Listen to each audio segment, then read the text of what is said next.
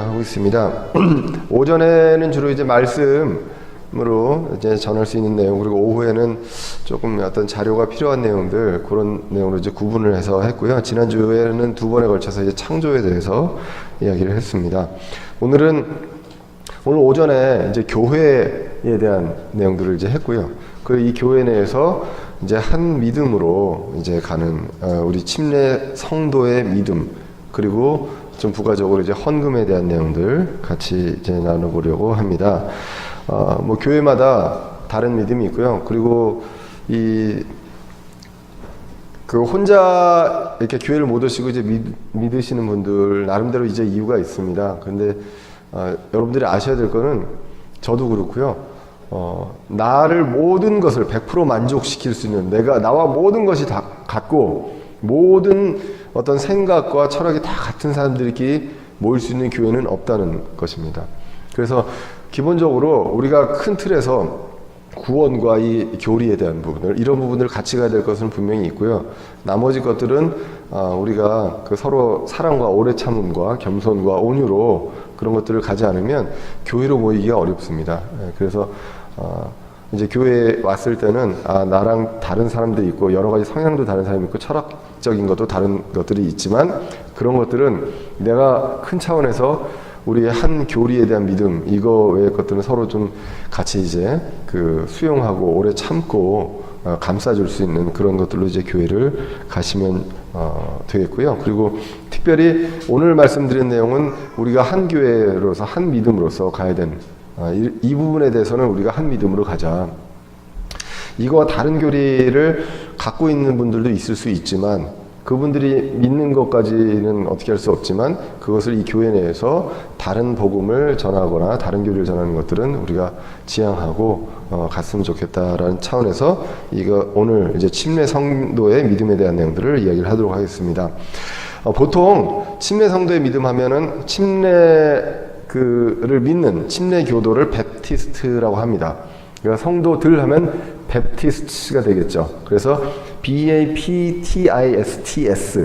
그래서 이렇게 돼 있는데, 뭐 우리나라도 이제 삼행시, 사행시 이런 것들 많이 하잖아요. 그런데 그 미국 사람들도 그런 걸 되게 좋아합니다. 뭐 기도 같은 경우는 ACTS 해가지고 ACTS, 그걸로 시작되는 그 단어들 가지고 이제 뭐 기도할 때 이게 필요하다 이런 얘기도 하고 하는데, 베프티스트도 이런 게 그런 게 있어서 그 내용에 대한 것들, 그게 이제 우리 교회 그 정관에 있는 우리의 믿음과 그 비교해서 그 내용들 먼저 말씀을 드리고, 그 다음에 헌금에 대한 내용들을 간단히 말씀을 드리고 오늘 마치도록 하겠습니다. 먼저 이제 베프티스트의 B입니다. B는 모든 거의 최종 권위는 성경한테 있다. Bible's final authority, 이렇게 이제 이야기를 합니다. 그래서 이게 뭐 당연한 거 아니냐라고 우리 채연이가 채이가 아멘을 하고 있습니다. 예, 이렇게 크게 이제 아멘을 하시면 예. 자, 성경이 최종 권위가 있다. 아니 괜찮아요. 그냥 앉아 계셔도 괜찮아요. 전혀 그 방해 안 받으니까 그냥 앉아 계셔도 괜찮습니다. Bible's final authority 이야기를 하는데, 당연하다고 생각들을 하지만 교회에서 이게 당연하게 이루어지지 않고 이것보다 여러 가지 다른 것들이 권위를 갖고 있는 경우들이 보게 됩니다. 우리 전통도 그렇고 목사님들이, 담임 목사님 이런 분들이 이제 하는 내용들이 성경에서 혹 벗어나더라도 이분의 말을 순종해야 되는 식으로 가는데 그렇지 않다는 것이죠. 목사님이 하는 말씀과 성경의 말씀이 틀리다면 성경이 맞습니다. 그런 차원에서 우리 형제님들 감사한 게, 제가 틀린 말씀을 전했을 때 지적해 주셔서 제가 정정할 수 있게 해주셔서 감사드리고요. 성경에서 보면 디모데후서 3장 16절에 모든 성경 기록은 하나님의 영감으로 주신 것으로 교리와 책망과 바로잡음과 의로 교육하기에 유익하니 이것은 하나님의 사람이 완전하게 되어 모든 선한 일에 철저히 갖추어지게 하려 함이라, 이렇게 되어 있습니다. 성경 기록, all scripture 되어 있는데 이거는 단어를 이야기합니다. 그래서 사람이 영감을 받은 게 아니라 성경의 모든 단어들, 원래 이제 원어 성경에 있었던 단어들, 이 단어들이 다 하나님의 영감으로 주신 것이다. 사람을 이용해서 쓰셨지만 사람이 그때 영감을 받은 게 아니라 단어들이 영감을 받은 것이다라고 믿는 것이 우리 이제 성경의 믿음, 축자적 영감을 믿습니다. 그래서 이 성경은 하나님이 모든 단어를 선택하셨기 때문에 틀릴 수가 없다는 거예요.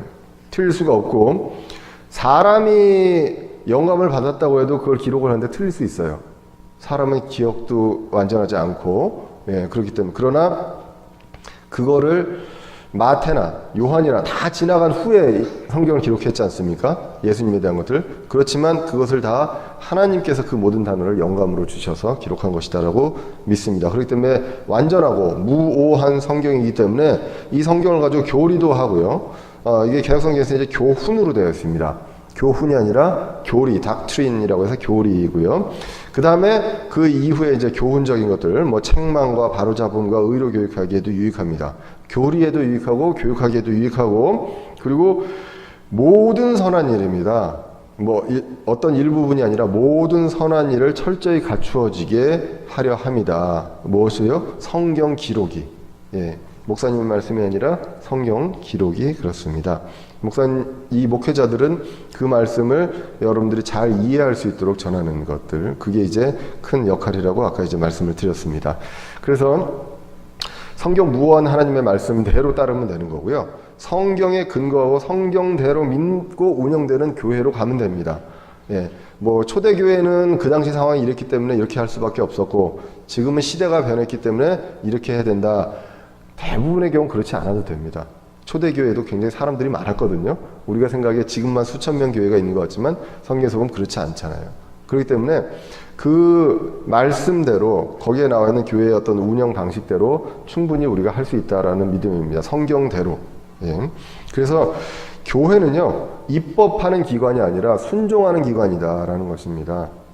그래서 뭐 많은 제도들을 이제 우리 지금 현대교회에서 만들어냈지만, 그 제도나 어떤 그 전통이 지금 그걸 안 지키는 쪽을 오히려 이단으로 보는 식으로 간단 말이에요. 사람이 하는 것들이 이제 그렇거든요. 근데 사실 성경에서 찾아보면 오히려 그런 것들이 거의 없고 굉장히 단순한 어떤 조직으로 되어 있다는 것입니다. 왜 그렇습니까? 단순한 조직으로 되어 있는 게 하나님의 말씀을, 하나님의 뜻을 늘 구하고 그것을 보면서 따라가면 되는 기관이기 때문에, 이게 어떤 사회적으로 회사나 기업이 아니라 하나님이, 그리고 예수 그리스도가 머리가 되는 어떤 조직이 바로 이제 교회다. 이것을 이제 우리가 볼 필요가 있습니다. 그래서 베프티스트의 B는 성경의 최종 권위를 우리가 늘 잊지 말자라는 것입니다. 모든 사람, 저를 포함해서 모든 사람이 이제 그렇게 해야 되고, 무언가 이야기를 하고 서로 권면을 할 때도 인생 경험이 많을 수도 있고 여러 가지 그 자신의 어떤 인생 철학이 있을 수도 있지만, 그것보다 성경에서 무엇을 하고 얘기하는지 그거를 객관적으로 이야기할 수 있는 그런 이제 그 저와 여러분들이 되어야 하겠습니다. 자, 그 다음에 이제 A입니다. 지역 교회의 자치. Autonomy of Local Church 이렇게 되어 있는데요. 그 지역 교회에 대한 자치권을 갖는다라는 것입니다. 이걸 지금 반하는 게 교단이에요. 그런데 교단에 속하지 않으면 지금은 굉장히 어려움에 처합니다. 요즘에. 저희가 이제 교회에 등록을 했어요. 등록을 했지만 저희가 헌금을 하는 것을 우리가 이제 내역서를 발급을 못 합니다. 왜? 저희는 교단에 소속도 안 돼 있고, 그리고 그 국세청이나 이런 데서 하는 그 인정하는 어떤 교단에 소속이 안 돼 있기 때문에 여러 가지가 이제 기부금 뭐 이걸로 하고 이런 것들이 이제 세금 여러분들이 정산할 때도 이제 안 되게 돼 있는데요. 모든 사회적인 시스템도 그렇고 교회도 그렇고 지역 교회 자치보다는 어떤 교단 중심의 어떤 위에서 이제 상명하복식으로 가야 되는, 그래서 그거를 따르지 못하면 교단에서 퇴출당하는 이런 일들이 이제 많이 일어나고 있습니다. 성경적으로 보면 요한계시록 1장에 보시면 이제 편지가 있습니다. 그 각각의 7 교회에 편지를 보냅니다. 그 교회의 특성에 따라서 하나님께서 요한을 쓰셔서 이제 편지를 보내는 그런 내용들이 이제 나오게 되고요. 그래서 이제 7 교회 각각 개 교회가 있습니다. 그 당시에 소아시아에 있었던 실제적인 교회고요. 그리고 이제 20절에 보시면 7 별은 7 교회의 천사들이다. 근데 이 천사들에 대한 해석을 보통 일반적으로 그 교회의 그 사역자, 장로 이렇게 이제 보게 됩니다. 그래서 그 교회의 그 감독과 리더들이 분명히 있다는 것이죠. 그래서 그 교회가 자치권을 가지고 하고, 성경에서 이제 사도행전 11장도 그렇고요. 사도행전 11장에서 베드로가 이제 그 사도 바울을 변호해 주는 그런 장면이 나오고요. 그리고 사도행전 15장에서는 어떤 게 나오죠? 이방인들이 할례를 받아야 되느냐 말아야 되느냐, 이런 내용들이 나올 때 그 교회에서 이제 결정을 하고, 그리고 교회에서 너희들은 이렇게 따라라 이렇게 얘기를 하지 않습니다. 예루살렘 교회에서 이거를 해서 이제 너희가 이것만, 우리가 서로 간에 우리가 유대인들로서 이방인들이 하는 이러한 습관들 이런 것만 안 하면 나머지는 이제 그 자유하고 하니까 우리가 너희들한테 이제 할례에 대한 것도 강요하지 않고, 우리도 그러나 요거까지는 우리가 이제 해줘라, 이제 이런 식으로 이제 이야기를 하는 장면들이 나오게 됩니다. 그래서 교회의 중요한 결정은 교회 내에서 기도와 토론으로 결정을 합니다. 다른 교회에서 이렇게 해라, 어느 교단에서 이렇게 해라라고 하는 것이 성경적인 교회가 아니다라는 것. 사실은 캐톨릭에서 나올 때 교회가 그렇지 않았죠. 근데 이제 교회가 캐톨릭에서 나와서 이제 종교 개혁을 하고 나서도 그 다음에 어떤 캐톨릭의 여러 가지 것들을 갖고 나오게 됩니다. 그 중에 하나가 이제 교단이고, 요즘도 이제 교단, 노회 이렇게 있습니다. 이 노회에서, 그 지역 노회에서 결정하고, 그리고 교회에서 문제가 생기면 노회로 연락을 해서 노회에서 이제 그거를 이제 심사하러 와서 또 목사님들이 뭐 이렇게 됐다 그러면 분란을 조정을 하거나 뭐 이런 경우들이 이제 많이 있습니다. 그러한 것들이 성경적이냐 아니냐, 아니면 성경적이지 않지만 지금 이 시대에 불가피하다라고 해서 한 것인지 생각을 해볼 필요가 있다는 것이죠. 근데 당시에도 그렇고요, 초대교회도 우리가 성경적으로 봤을 때 그렇지 않다라는 것입니다. 그래서 지역교회의 자치입니다. 우리 교회도 어느 교회의 어떤 지시나 그런 것들을 받지는 않습니다. 뭐 형제님들 아시죠? 오늘 운영위원회도 했지만 철저하게 내 형제님들이 먼저 논의를 하고, 그리고 결정할 것은 운영위에서 결정을 하고, 그리고 좀 더 많은 분들하고 토의를 해야 될 것들은 이제 모든 성도들 앞에서 토의를 하고, 그런 식으로 이제 결정을 합니다. 단 이 결정이나 이런 것들이 말씀에 근거해서, 아까 오늘도 얘기했지만 교회에서 그 주인이 되신 예수님이 원하셨던 그 뜻을 따라서 갈 수 있도록 그 방향만 가고, 나머지 것들은 이제 교회에서 이제 자체적으로 기도와 토론을 통해서 이제 결정을 한다라는 것이고요. 자, 그 다음에 이제 P가 모든 신자가 제사장이다라는 것입니다. 예, priesthood of all believer 이렇게 되어 있습니다. 대표적인 구절이 이제 베드로전서 2장 9절이죠. 너희는 선정된 세대여 왕가의 제사장이요 거룩한 민족이요 특별한 백성이니 이것은 너희를 어둠에서 불러내어 자신의 놀라운 빛으로 들어가게 하신 분에 대한 찬양을 너희가 전하게 하려 하심이라, 이렇게 나와 있습니다. 그래서 예전에 그 구약 시대 때는 제사장이 있었습니다. 기름 부음 받은 사람들이 이걸 했지만, 이제는 우리가 선정된 세대입니다. 뭐 이제 개혁성경에서는 택함받은 족속이고요. 그 다음에 왕 같은 제사장. 그러나 우리는 이제 왕가의 제사장이다.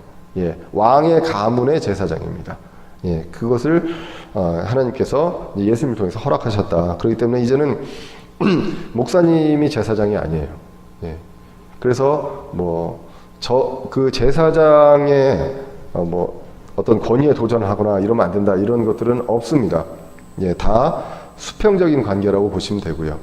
다만 조직에서 어떤 감독과 리더의 역할을 한 사람들이 있을 뿐이고, 거기에서 주님의 말씀을 전하는 사람을 이제 할 필요가 있습니다. 그래서 목사가 구약의 제사장이 아니라 모든 신자가 제사장입니다. 증거가 뭡니까?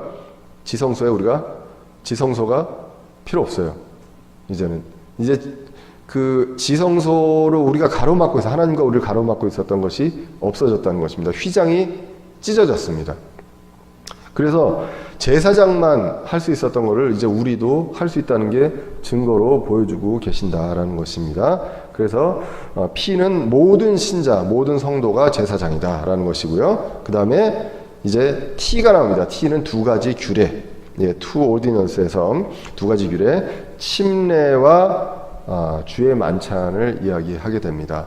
오늘 아까 이제 그 본문에서도 성경에서도 이제 읽었지만 한 그 성령으로 침례를 받고 그리고 마시고 자 이렇게 이제 나오게 되죠.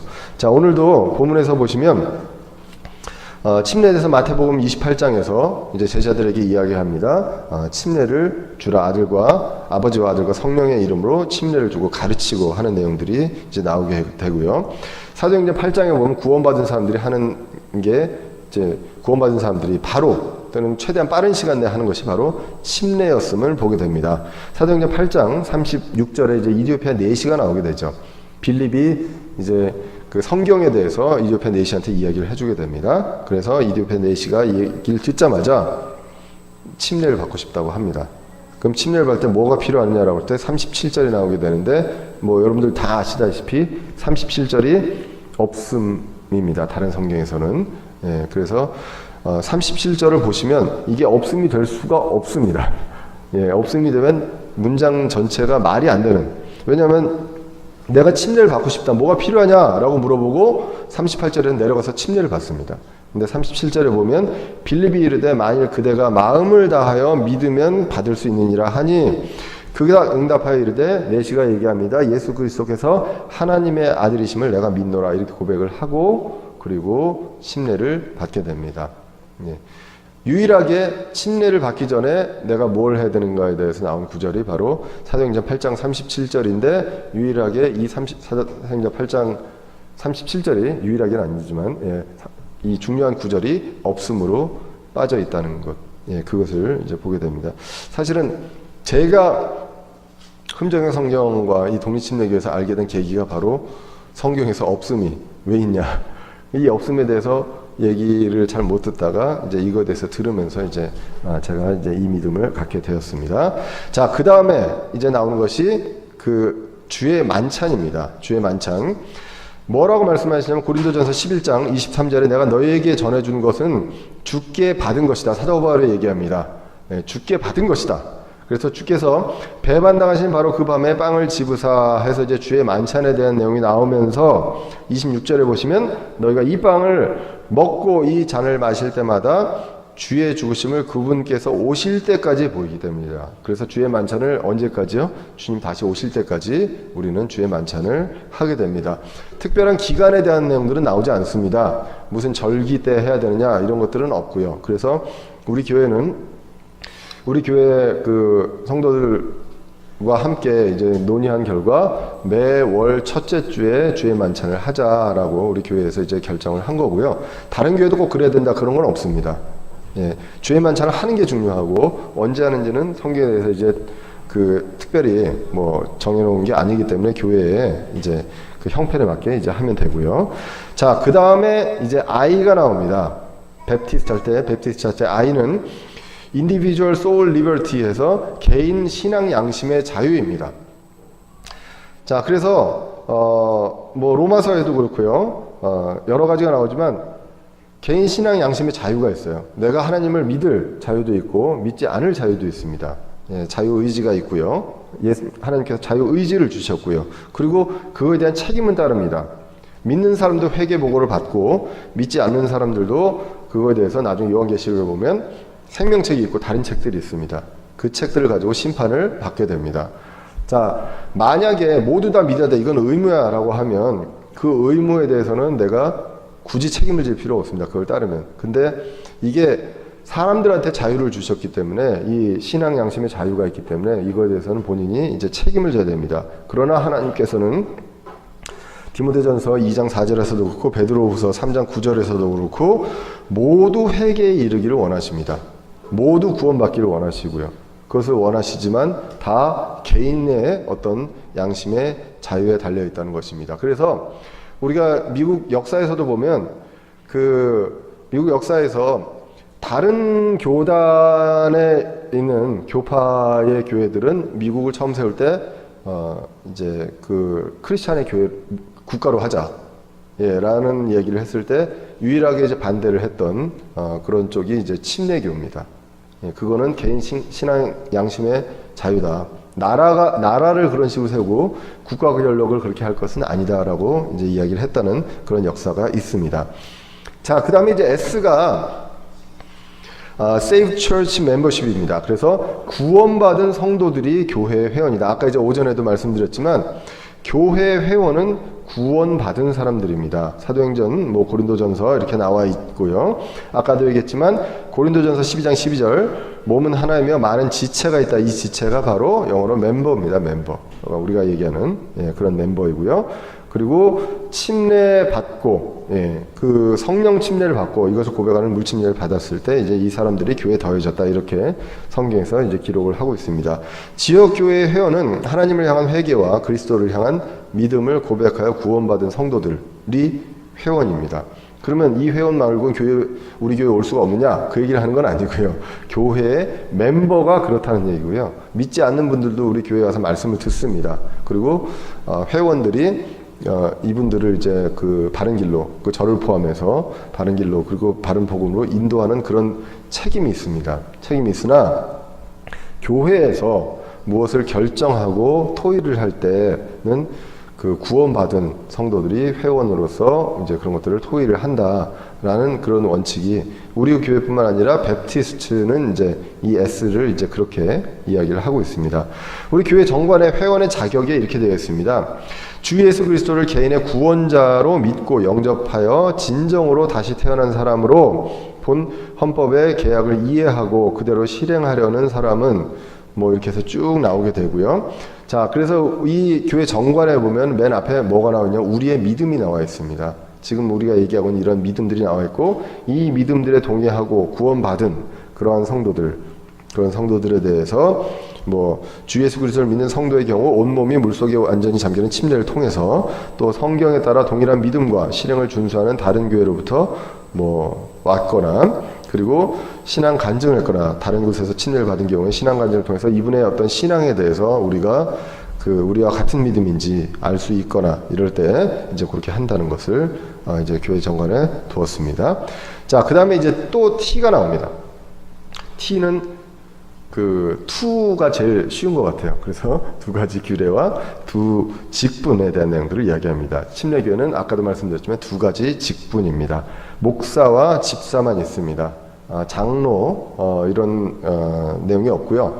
목사와 가르치는 장로와 다스리는 장로를 구분한 것이 이제 보통 이제 장로교회가 이제 그렇게 했고요. 그래서 가르치는 장로가 목사고 다스리는 장로가 장로다 이렇게 이제 했지만 아까도 말씀드렸지만 성경적으로 봤을 때 목사와 감독과 장로는 모두 같은 직분이다.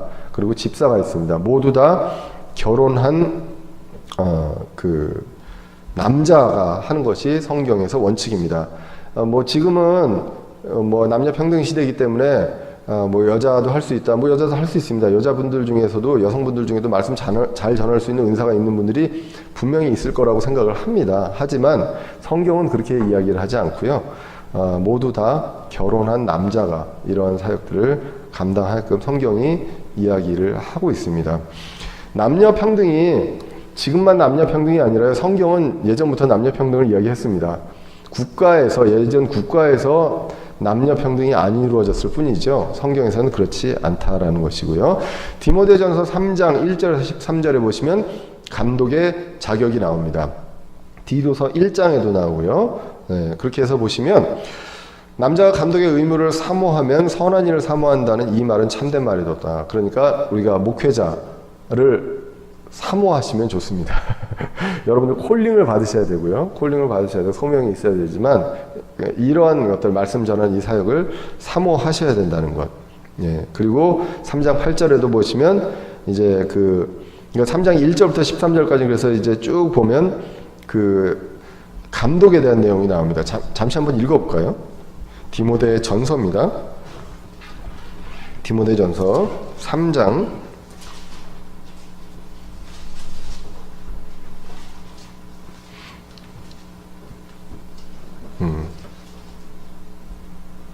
1절에서 뒤로 가보면 이제 있는데요. 여기 있습니다. 3장 1절 이하에서 이렇게 나와 있습니다.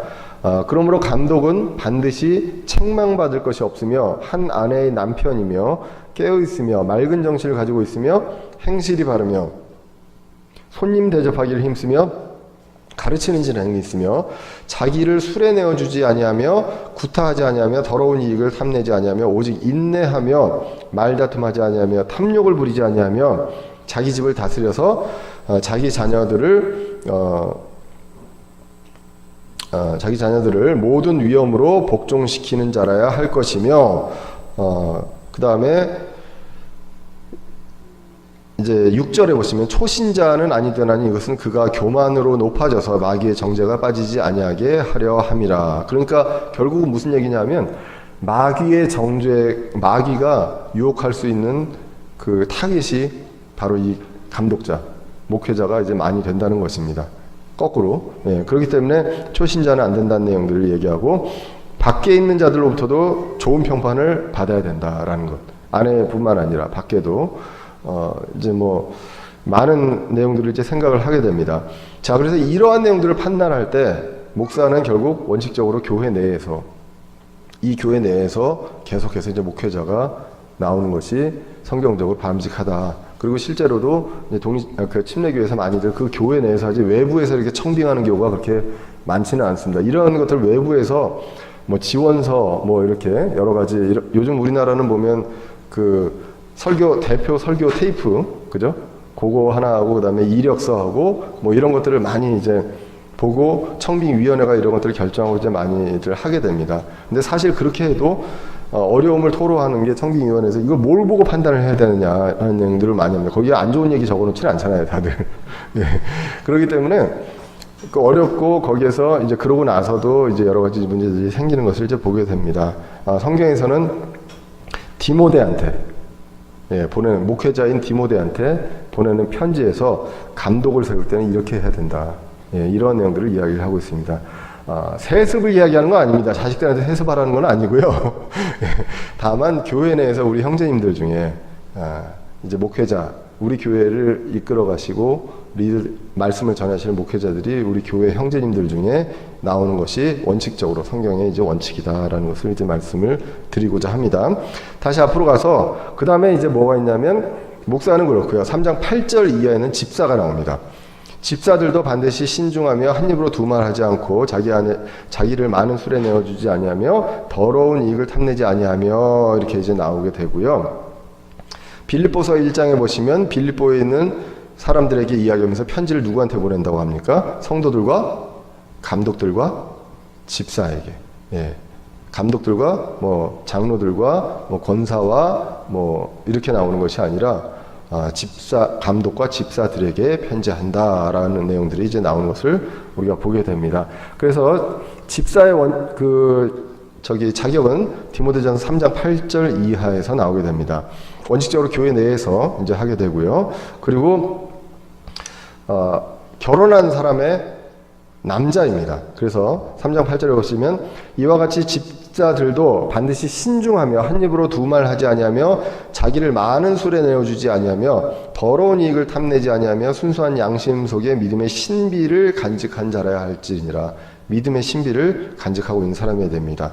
그리고 10절에 이 사람들도 먼저 시험해보고 그 뒤에 책망받을 것이 없는 것으로 드러나면 그들이 집사의 직무를 수행하게 할지니라. 자, 그래서 우리가 그때 이제 집사 형제를 이제 우리가 임명할 때 그렇게 했습니다. 먼저 이제 후보자를 이야기를 하고 그 다음에 한 몇 주간 지켜보시라고.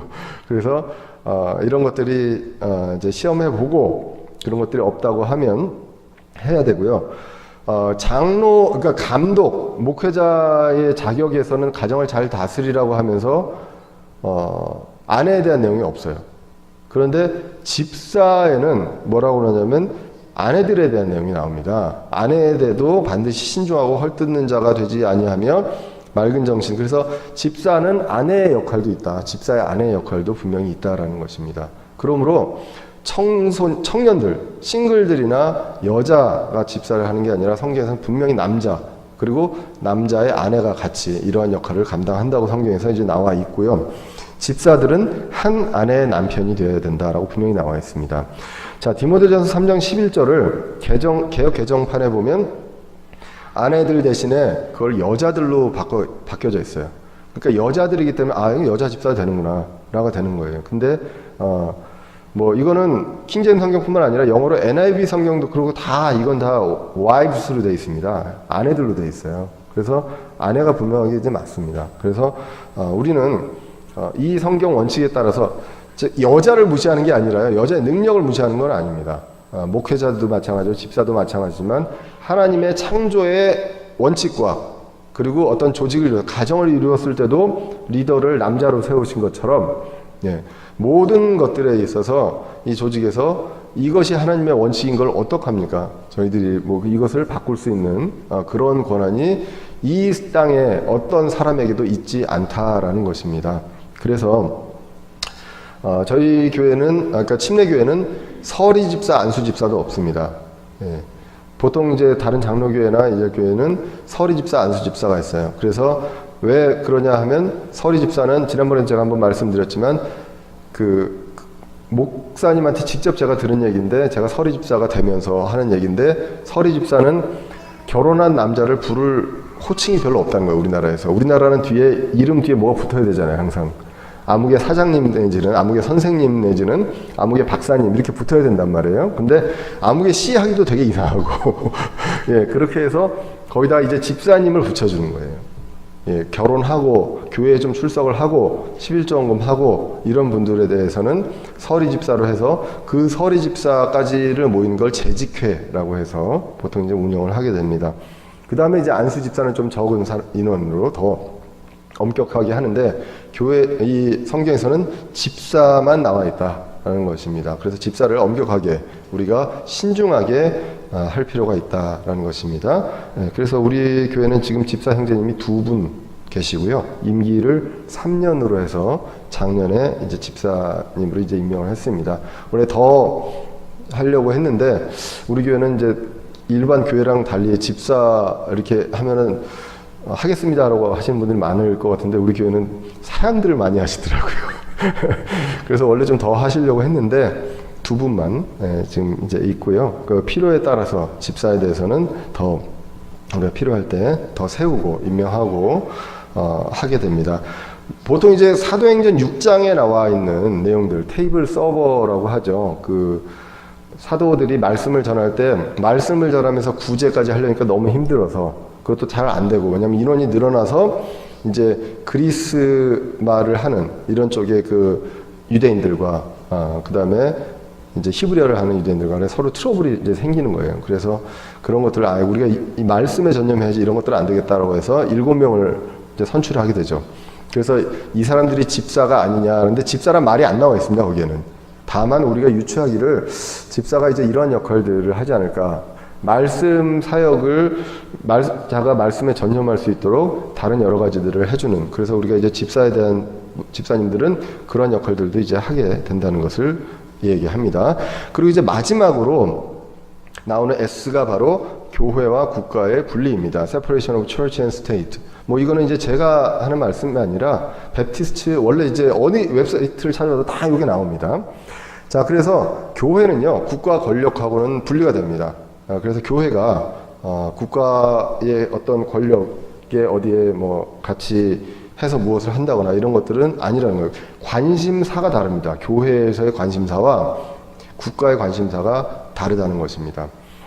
대표적인 예로 교회와 국가 권력이 합쳐져 가지고 그 왜곡된 게 바로 캐톨릭이죠. 그렇기 때문에 그 성경에서 이야기는 그렇게 안 하고 있다는 것입니다. 마태복음 22장에 보시면 바리새인들이 예수님을 시험하려고 하잖아요. 시험하려고 해서 이 돈을 보고 여기에 이 돈, 그 왜 세금을 안 내느냐는 얘기를 하는 거예요. 세금을 내야 되느냐 안 내야 되느냐. 당신이 왕이라고 하는데 이런 얘기를 하게 되죠. 그때 그 동전을 가져와 봐라. 그래서 여기 누구가 그려져 있느냐라고 했을 때 카이사르가. 그랬더니 예수님께서 얘기합니다. 카이사르의 것들은 카이사르에게, 하나님의 것들은 하나님에게 바치라라고. 그래서 이 세금하고 뭐 이거 여러 가지 국가에 대한 부분과 교회에 대한 부분을 구분을 합니다. 분리를 해서 교회는 교회의 그 어떤 예수님의 원하시는 그 바대로 예수님의 뜻대로 가는 것이 교회지, 국가의 어느 어떤 정당이라든가 이것에 한 목소리를 해서 가는 그런 것들이 아니다라는 것입니다. 그래서 우리 교회 정관에는 이렇게 되어 있습니다. 우리는 국가 권력과 정부가 하나님으로부터 부여된 것임을 성경의 역사 로마서 13장을 근거로 믿습니다. 국가 권력과 정부가 하나님으로부터 권력을 부여받아서 하는 거라고 이제 로마서에 나와 있기 때문에, 그렇기 때문에 선한 치리자가 올 수도 있고 악한 치리자가 올 수도 있습니다. 이것은 다 하나님께서 민족들에게 허락하신 것이다. 악한 치리자를 통해서 우리를 힘들게 고난을 주실 수도 있고요. 이런 것들이 있다라는 것입니다. 그런데 우리는 관심이 누가 대통령이 되느냐가 아니라 우리의 관심은 예수님께서 다시 오시고 이 세상에 어떻게 하고 이런 내용들을 이제 우리가 분명하게 알아야 한다는 것입니다. 우리 그때 김기범 형제님이 기도에 대해서 이야기할 때도 그 중요한 것들을 지적을 해주셨는 게, 우리가 어떤 이슈에 대해서 이게 되지 않게 해달라 기도하는 것들 좋습니다. 우리의 그 중심은 알지만 그런 것들이 안 되겠느냐, 동성애가 합법화가 안 되겠느냐, 그 다음에 뭐 낙태 같은 경우는 지금 최근에는 국민들이 그 설문조사를 했을 때 지금 이미 50%가 넘었어요. 낙태 금지법을 폐지하자는 내용들이. 이렇게 했을 때 이런 것들 그렇게 되게 돼 있습니다. 민주주의 사회에서 국민들이 그렇게 하라면 하게 돼 있기 때문에, 그런 것들이 아니라 우리가 영적인 관점에서, 성경적인 관점에서 우리 교회가 어떻게 나가야 될지를 우리가 기도하고 간다. 다만 우리가 국가의 질서를 위해서 세우는 규칙은 반드시 지켜야 합니다. 우리는 믿지 않는 사람보다도 법을 다 잘 지켜야 되고, 그리고 그 치리자를 위해서 기도하며 예수 그리스도의 뜻에 위배되지 않는 범위 내에서 그 권세에 순종하고 따르자라는 것입니다.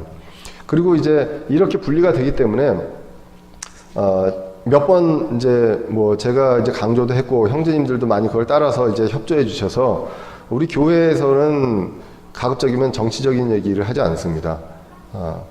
그 저를 포함해서 이야기를 안 하려고 합니다. 저도 이제 말씀에서 이제 말씀 중이나 이런 얘기를 안 하려고 하고, 개인적인 어떤 정치관이나 믿음은 있습니다.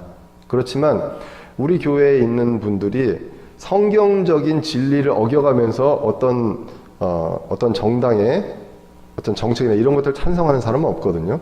동성애 찬성하는 사람은 없습니다. 낙태 찬성하는 사람은 없어요.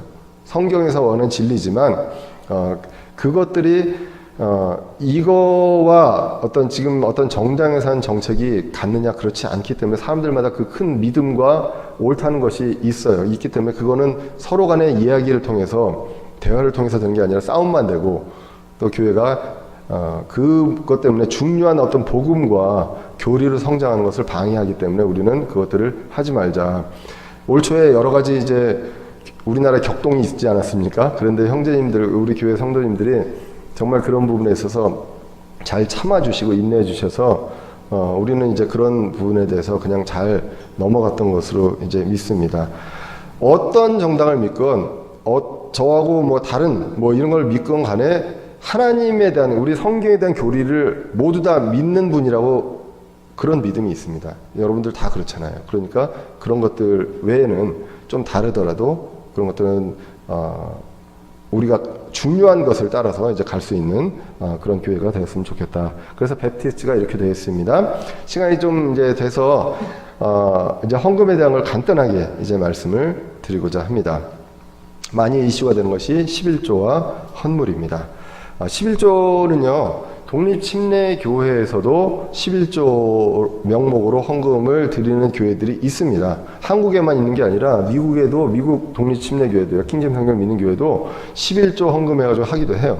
근데 공통적으로 11조라는 이름을 쓰건 안 쓰건 간에 이 11조가 구약에서 유대인들이 한 11조는 아니다라는 건 다 동의를 합니다. 다만 우리가 이 정도는 해야 된다는 도리, 이것을 이제 이야기를 하고 있거든요. 성경에서 이제 11조를 보시면, 성경은 이스라엘 민족에게 11조를 율법으로 주셨다라는 것입니다. 우리들이 아니라, 교회나 이방인들이 아니라. 자, 그래서 이제 뭐 보통 많이들 이제 목사님들이 말씀하시는 게 말라기 3장 8절에서 10절을 가지고 경고를 하십니다. 너희들이 도적질했다. 그리고 11조를 한번 내면 내가 축복을 해주나 안 해주나 봐라. 뭐 이런 거. 그래서 하나님께서 시험을 안 하시는데 이거는 시험을 하기 때문에 11조를 한번 내봐라. 이런 내용들을 많이 하신다는 것입니다. 근데 성경 앞뒤에 읽어보면 이스라엘에 대한 경고입니다. 말세에 대한, 이스라엘에 대한 경고거든요. 그래서 너희 진짜로 해야 됨에 있어서도 안 했다는 거예요. 그렇기 때문에 이 것들에 대해서 이스라엘 민족들한테 한 경고를 우리 교회가 이스라엘 민족이라고 생각하고 해서는 이제 안 된다라는 것입니다. 이 부분에 대해서는 거의 대부분이 동의를 합니다. 그런데 동의를 하는데 뭐 다른 그 교단 교회에서도 많이 동의를 하세요. 실제로 목사님들한테 제가 몇 번 물어봤거든요. 대부분 11조는 율법은 아니다라고 이야기를 합니다. 그런데 11조가 이제 성도들의 어떤 그 성실성이라든가 믿음을 판단하는 어떤 척도가 된다 이런 얘기들을 이제 많이 이제 하시더라고요. 하시고 최근에 들어서는 이제 예장 합동에서는 그게 한번 신문에 크게 문제가 된 적이 있었죠. 예장 합동 그 총회에서 11조를 내는 사람들만 회원으로 이제 하는 걸 하려고 했다가 한번 그게 그 들통이 나서 크게 한번 홍역을 치른 적이 있었습니다. 그런데 우리는 성경적으로 11조는 이스라엘 민족들한테 주는 것입니다. 그리고 주신 율법이고, 그러면 이스라엘 민족 전에 아브라함과 야곱이 있었다라는 얘기를 합니다. 아브라함과 야곱도 10분의 1 하지 않았느냐? 10분의 1 정기적으로 아브라함과 야곱은 하지 않았습니다. 무슨 이벤트가 있을 때 감사함으로 10분의 1을 드린 거거든요. 예, 그렇기 때문에 일회성이고 감사의 헌물이지 이것이 지금 우리가 정기적으로 우리 수입의 10분의 1을 드리는 것은 아닙니다. 자, 그럼 성경에서 11조는 어떻게 되어 있느냐? 레위인을 위해서 그 하나님께서 레위인을 위해 하나님께 나머지 11지파가 드리는 것이 11조였어요. 예. 그래서 그 왜 그렇습니까? 레위인은 자신들이 그 이윤을 추구하거나 돈을 벌거나 이런 재산이 없어요. 예. 제사만 담당을 하는 지파가 레위인이었기 때문에 이 제사를 담당할 수 있도록 나머지 11지파가 자신들의 어떤 소출의 10분의 1을 드립니다. 저는 단순하거든요. 공돌이라. 그래서 계산을 해봤어요. 왜 10분의 1일까? 11분의 1로 하면요. 11분의 1로 하잖아요. 그러면 정확하게 다 11분의 10을 갖게 됩니다. 수학적으로. 그럼 왜 11분의 1로 하지 10분의 1로 했을까? 10분의 1로 하면요. 레위 지파는 10분의 11이 됩니다. 덧셈 되시죠? 10분의 1씩 다 더하면 10분의 11이 되고요. 나머지는 10분의 9가 되거든요.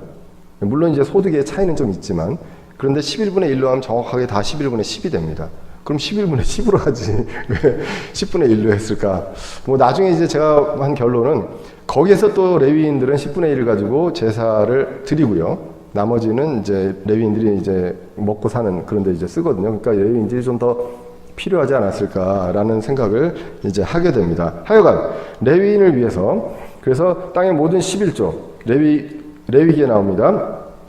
땅의 씨나 모든 그 열매의 11조는 주의 것이니 주께 거룩하니라. 그래서 만약 어떤 사람이 자기의 11조에 조금이라도 물으면 그것의 5분의 1을 더할 것이요. 이걸 정확하게 계산을 해서 해야 된다는 거예요. 그 당시에는 그런 식으로 했고요. 민수기에도 보면 10분의 1에 대해서 이제 하게 됩니다. 자, 11조를 이야기를 하고요. 그리고 레위인들을 이야기를 하고, 그리고 레위인들을 통해서 제사장이 목사라는 이야기들을 하게 되면, 그러면 성경에 이 문제가 걸리게 됩니다. 빨간색으로 써놨죠? 그들은 이스라엘 자손 가운데서 상속 재산을 갖지 못합니다.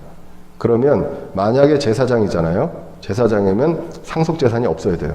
만약에 지금 교회의 목사님들이 제사장이라면 상속을 하면 안 됩니다. 예. 그러니까 제사장을 택하시거나 아니면 상속을 안 하시거나 둘 중에 하나를 하셔야 된다는 그런 내용입니다. 자, 그 다음에 두 번째가 하나님께서 택하신 곳에서 자신과 가족과 레위인들과 함께 즐기라는 10분의 1이 또 있어요. 그러니까 지금 더하면 20%입니다. 예, 그래서 이게 신명기에 나오게 됩니다.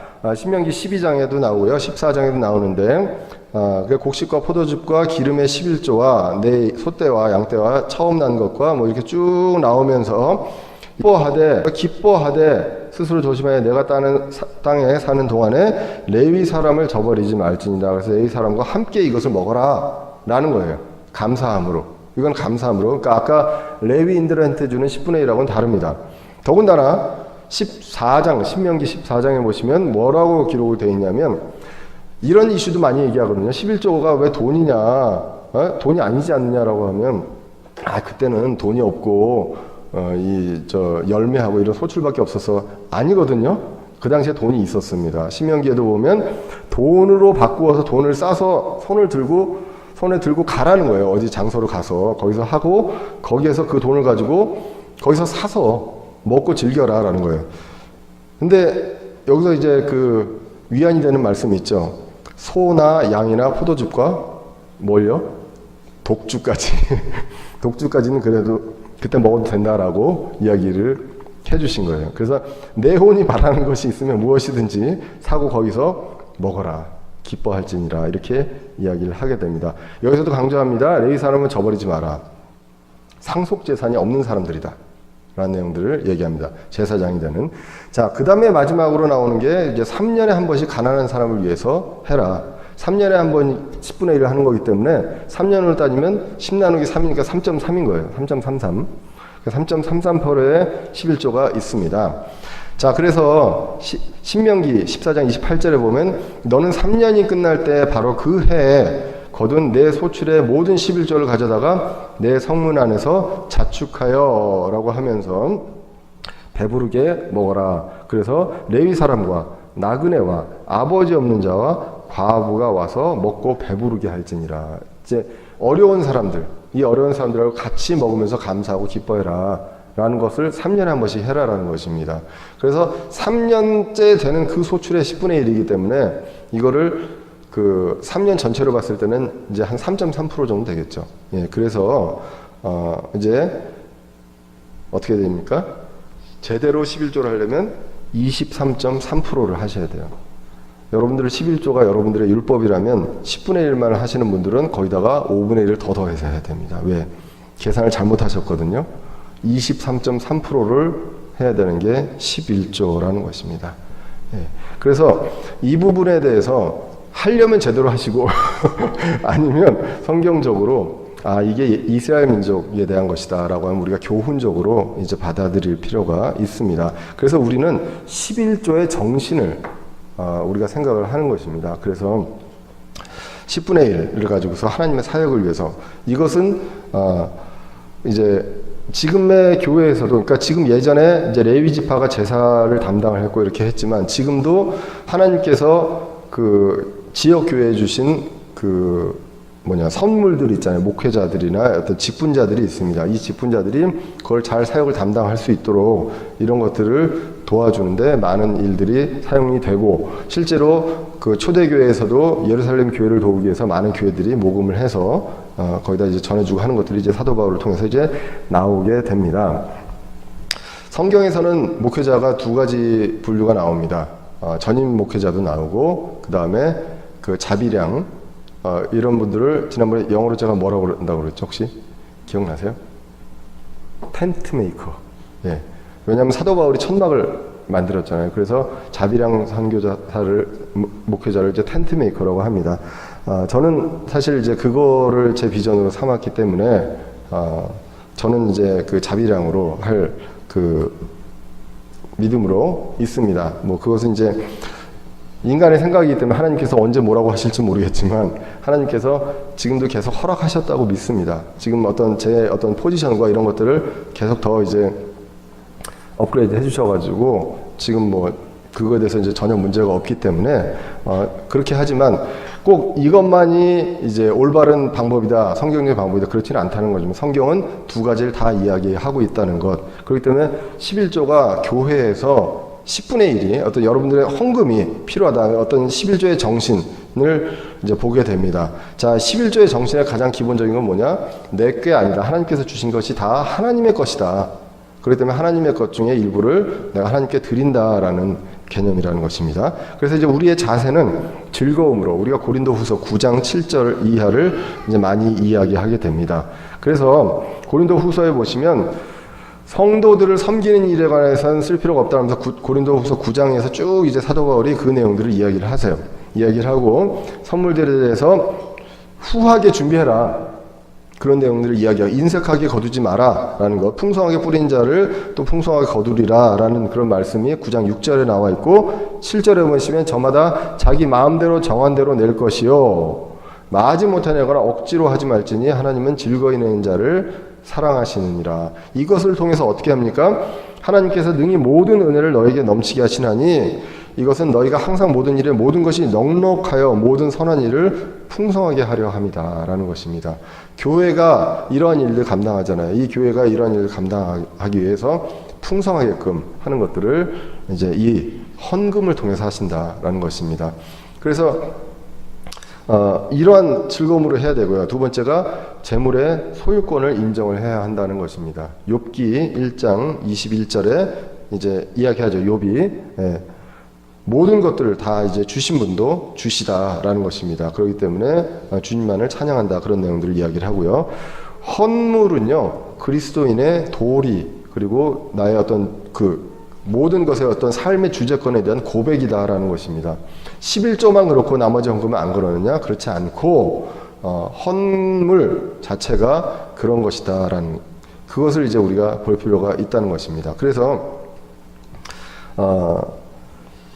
어떤 10분의 1, 11조 이렇게 이제 정한다기보다는 내가 마음에 정한 대로 헌금을 하시면 됩니다. 그리고 우리 교회는 특히나 그렇지만 이름을 적어낼 필요가 없습니다. 만약에 이름을 그러니까 세금으로 이제 이런 것들 때문에 이름을 적어내라고 하겠지만, 그런 게 이제 우리 교회는 이제 우리 세법상 안 되기 때문에 굳이 적으실 필요가 없어요. 적으실 필요가 없고, 적지 않으셔도 지금까지 우리 교회가 이렇게 지금 여러 가지 재정적으로 하는 데 있어서 모자르지 않게끔 헌금을 해주신 것은 여러분들의 어떤 신앙에 여러분들이 하나님께서 인도하신 대로 한 거라고 믿습니다. 뭐 이름을 불러주거나 주보에 이런 것들을 하거나 그러지 않아도 다 자발적으로 기쁨으로 해주실 거라고 믿고요.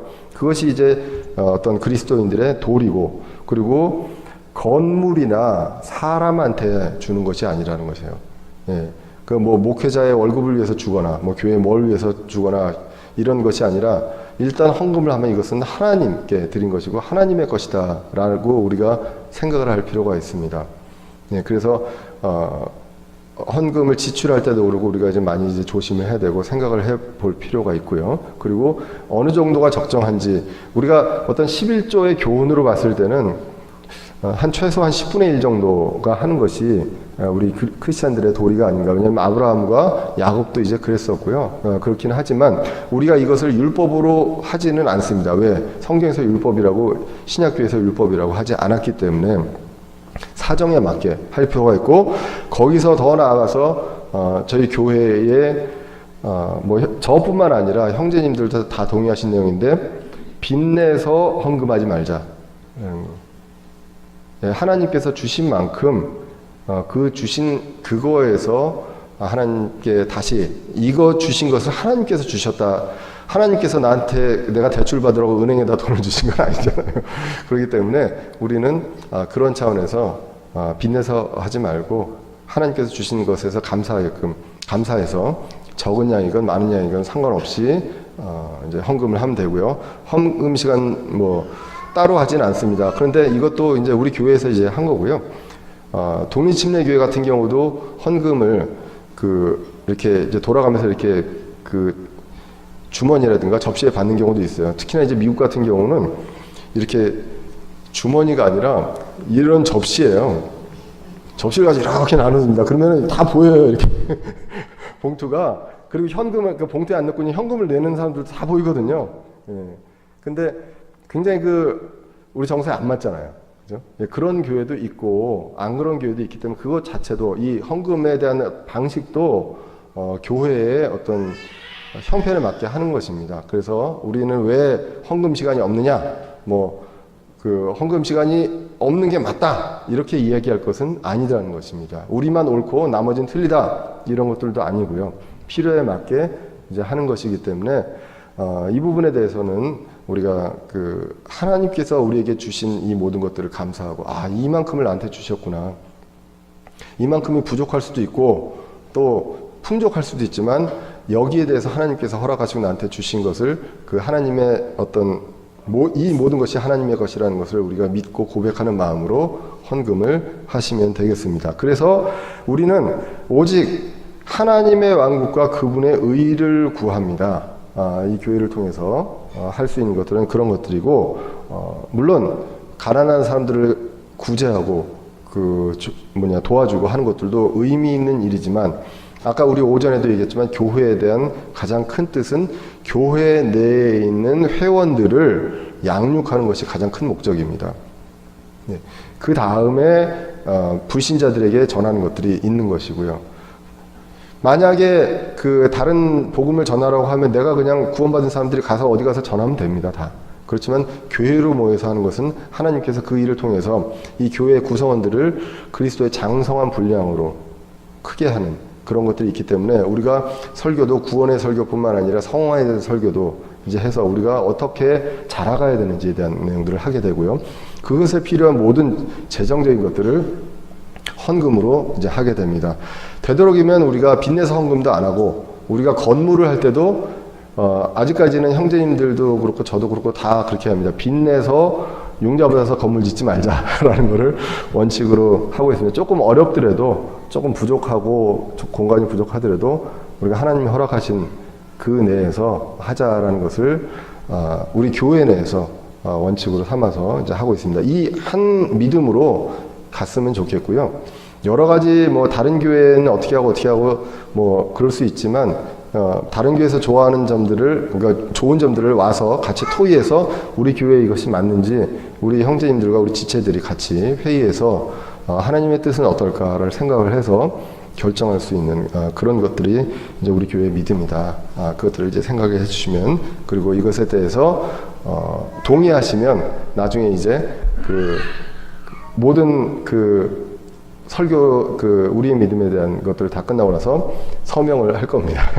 그래서 그 동의하시는 분들은 이제 교회 회원이 됩니다. 교회 회원이 되고 아닌데라고 해서 뭐에 대해서 할인권이 있거나 그런 건 없습니다. 다만 회원이 아닌 분들도 있고 오실 수 있고 교회 회원인 분들도 우리 교회에 오실 수 있지만 무엇을 결정을 하거나 할 때는 교회 회원들의 의견을 묻고 결정을 할 것이다. 그것에 대해서 말씀을 드립니다. 예, 그러면 오늘 좀 길었지만 여기서 오늘 마치고 기도하도록 하겠습니다.